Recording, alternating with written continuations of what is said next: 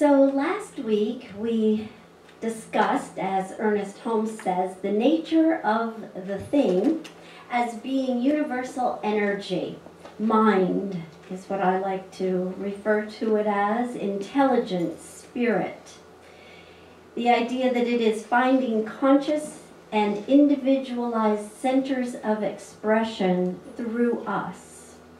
And that mankind's, and I would say humankind's, intelligence is this universal mind functioning at the level of man's concept of it.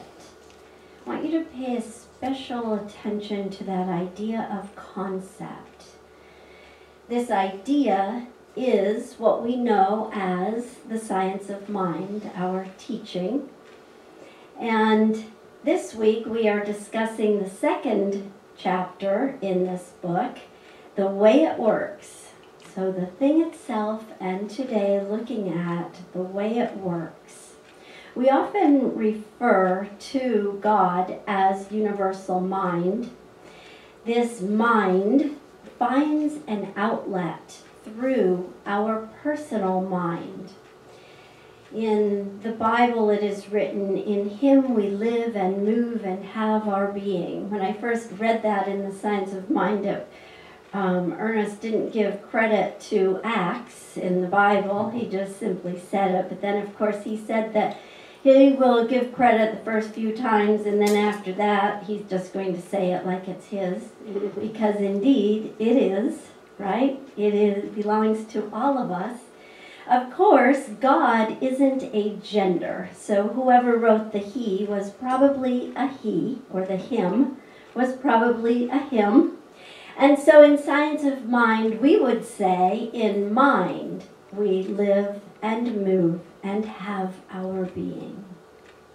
In mind, we live and move and have our being.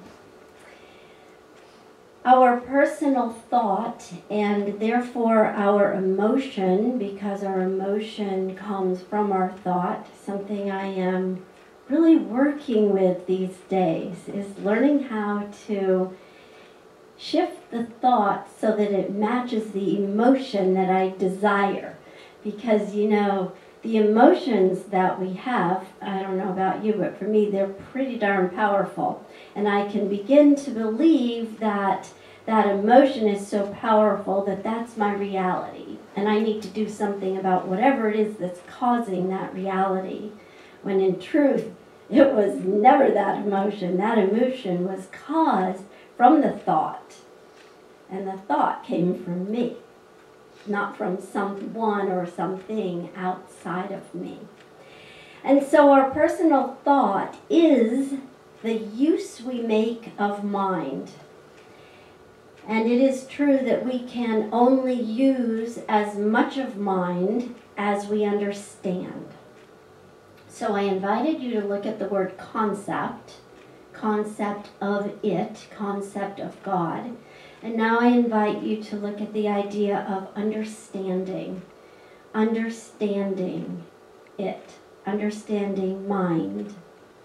In our misunderstanding, we may misuse our power.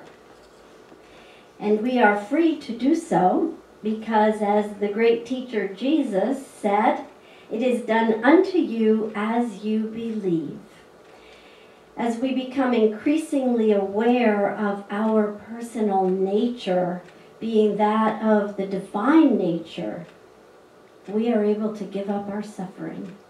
No more sitting in those emotions and allowing them to play over as tapes, but rather giving it up and using mind, or using laws, principles, to serve our highest good. Our best use of mind includes developing beliefs that are receptive to our good, not those old ugly emotions that don't serve the highest good, or those thoughts. Our best use includes aligning our thought, our mind, with principles of life that are ever constant. They are eternal, they are infinite. An entire ocean of water can't sink a ship unless it gets inside the ship. Similarly, the negativity of the world cannot pull you down unless you allow it to get inside of you. The same can be true about positivity. It can't provide good for you unless you allow it to get inside of you. The way it gets inside of us is through our thought. This principle is also true for peace, love, joy, abundance, and wholeness. It can only work for us as we allow it to work through us. And that occurs through our concept of it, our understanding of it, our willingness.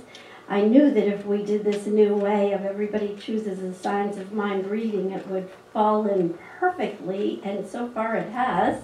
And Wayne, that was right on, so perfect, expanding our awareness of it. And sometimes we have to open up to possibilities that we have not yet thought of.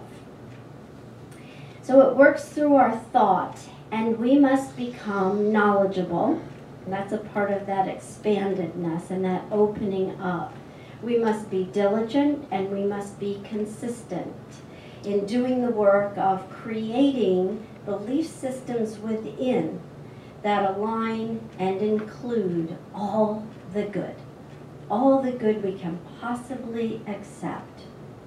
Whatever resides inside cannot hide, because whatever is inside reveals itself in form. I'm going to say that one more time.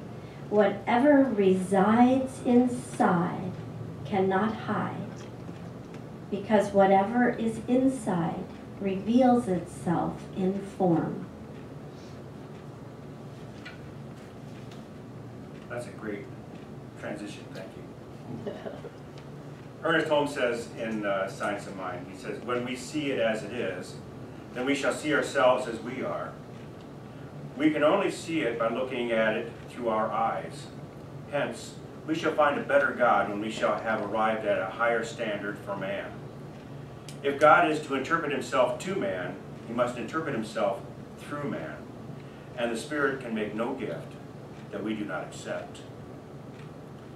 There's a lot of information in there, so once again I'm going to go back and unpack that, well, maybe one sentence at a time. First of all, he starts with a verse from 1 John in the Bible. When we see it as it is, then we shall see ourselves as we are. When we see God as God is, we will begin to understand who we are in the realm of all that is. Because God doesn't change, but we may change our perspective on the essence of what God is, and so therefore we change in terms of recognition of who we are in that essence. If God is all that is and we are, then all we are is God. So when we see God as God is, we begin to recognize who we are, but maybe for the first time. We can only see it by looking at it through our eyes. I don't know that he's talking about literal eyes, or from looking within and seeing ourselves from within, or maybe he's talking about both, right? When we see God as God is, we begin to recognize who we are. Maybe that's not literal seeing through our physical eyes, but recognition of who we are. Hence, we shall find a better God when we shall arrive at a higher standard for man. One of the first Science of Mind experiences Deborah and I had, there's a guy stood on the stage and he says, you know, if your God isn't giving you everything that you want in your life, if you're not being able to manifest all the good in your life, if you're not being able to do what you want to do in your life, maybe you need to get a better God. And I thought, well, that's a pretty bold statement, and it's stuck with me ever since then. I love that. I didn't know Ernest Holmes actually said it. Ernest Holmes says, we shall find a better God when we shall arrive at a higher standard for man. We will get a better God. Not that the God will change, But we will have a better concept of what God is when we rise our level of frequency to understand the nature of what God is. We're the ones that have changed. He says if God is to interpret himself to man, he must interpret himself through man. We've heard that a lot here, haven't we? God expresses himself into the world in and through each of us.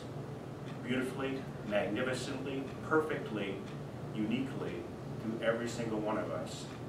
God is evident in the world by looking in the eyes of the people around us. And he says the Spirit can make no gift that we do not accept.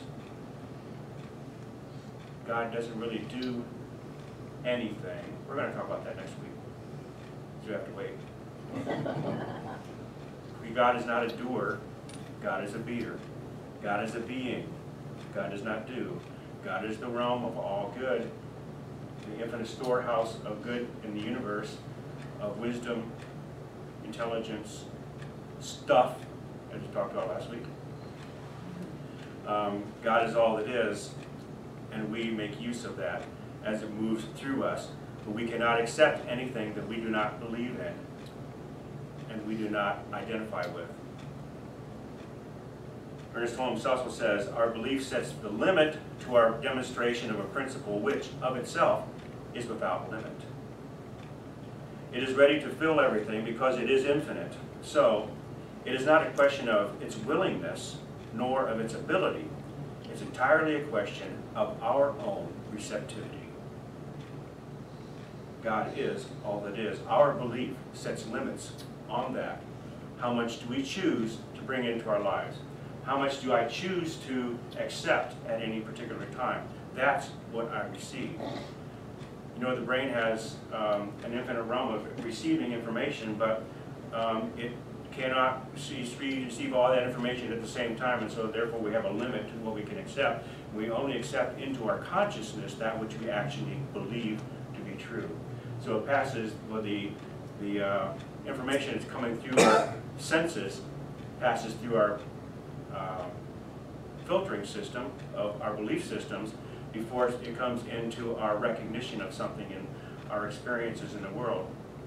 And so we do not accept all the time all the fullness of all that is all around us. We only accept that which we believe. And so we are limiting the realm of infinite possibility all the time simply by our belief systems.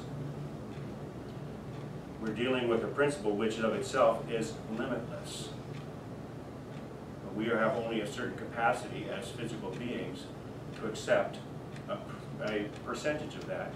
And we only accept that which we believe. And if we wish to believe something more, we must shift our consciousness, our belief systems. You know, it's like a cosmic radio station. Your favorite music isn't playing in the future, and you didn't miss it in the past because you weren't paying attention, or maybe you weren't. It isn't distant from you and hard to find. It's in the here and now. You just need to tune into it, mentally or spiritually. You need to turn the dial. If life is fuzzy or static, you simply need to tune in to your clear channel. If you need to zero in on what is yours to do, and you will find clarity. If you don't like what life is showing up for you, you can change the channel. Change your thinking, change your life. It's that simple. Choose another channel. I do that all the time as I'm driving down the road. And when we're driving across the state, quite often we have to change the channel, and oh, I choose that one now. You can do it all the time. You can actually change your entire life experience by shifting what you believe and what you choose to accept. Every possible life condition is waiting for you to tune into so you can have whatever you desire. There's an infinite realm of possibilities. And you're a choice. Your finger's on the dial. You can move wherever you wish. There's a clear, powerful signal from the source of all that is, and it always has been there and always will be there. We have to practice our ability to tune in and receive the signal. The transmitter is not the problem, it's the receiver.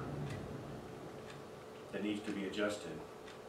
If you're waiting for God to give you what you want, you are actually perpetuating a lack consciousness, and God is always giving you exactly what you expect. So if you expect to receive a little, that is exactly what you will receive, because that is what you are tuned into. If you want to receive more, you need to tune into the realm of infinite possibility, abundance. Your belief system determines the quality of your receptivity, or your receptability. How much are you able to receive, because your belief systems are blocking you. So if you're receiving BS in your life, it's because of your belief system that you're tuned into. If you want to receive something more, change the channel. Or change the frequency of your thoughts to something greater. The gift is ever given. It's always there and always has been there. All we want and need is already here in the now. We need to fine-tune our ability to receive that. God is not a warehouse or a distributor. God is a mirror reminding you of what you already have. Remember, I talked about that term last week, reminding, RE-mind. Changing your thoughts, changing your mind, in tuning your mind and aligning your mind with all that is. So God is a mirror projecting back to you that which you think into universal energy. That's why we like that term here, I've been science-minded. We came across that a few years ago, and now it has new meaning to me since I came up with that idea, reminding myself of the truth of who I am. I have been science-minded. And isn't it really awesome when you're in this teaching and you hang out with other people of like mind, because they can remind you too. We were just reminding each other this morning and saying, uh-oh, that's exactly what we're talking about today. We're always on this path. We're always working at.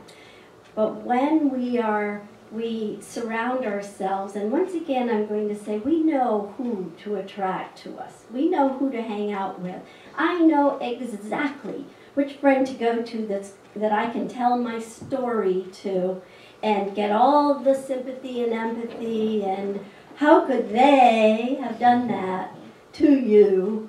I know exactly who to go to that will give me that. But does that help you? Does that empower you? It does not.